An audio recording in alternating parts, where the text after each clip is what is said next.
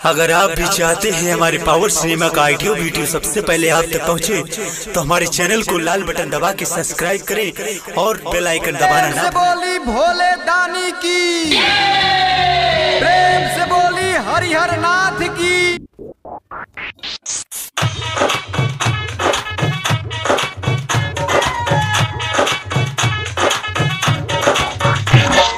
DJ Kanchan Raj, DJ Kanchan Raj, DJ Kanchan Raj, DJ Kanchan Raj. New चौक चौसीमा वैशाली।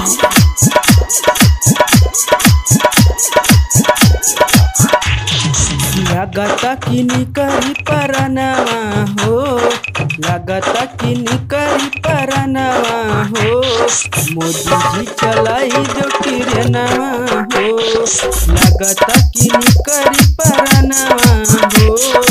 मोदी जी चलाई जो ट्रेनवा हो। खाना न पनिया मिले रसनवा, बंद भइल सारा दुकनिया हो। मोदी जी चलाई जो ट्रेनवा हो, लगता कि निकरी परनवा हो।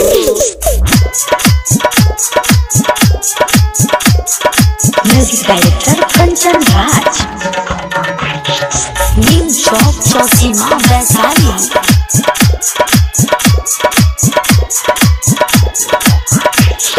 बंद भइल सारी दुकानिया हो, बंद भइल सहारा दुकानिया हो।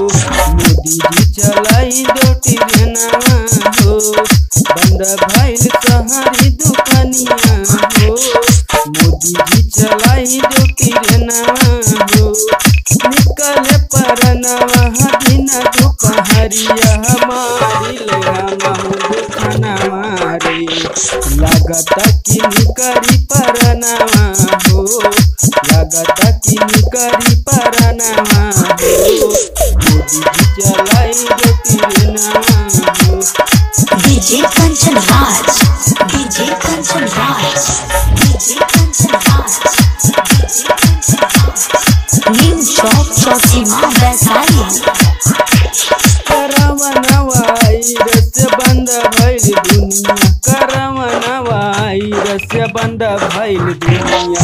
दिन दिन मारेल सरप बलिकिया, कैसे के खाई खाना हो, कैसे के खाई लोग खाना हो। बंद भइल सारा दुकनिया हो, लगता कि निकरी परनवा हो। बंद भइल सारा दुकनिया हो। विजय निराला जी का गाना भोजपुरी सॉन्ग जिला गोंडा का है।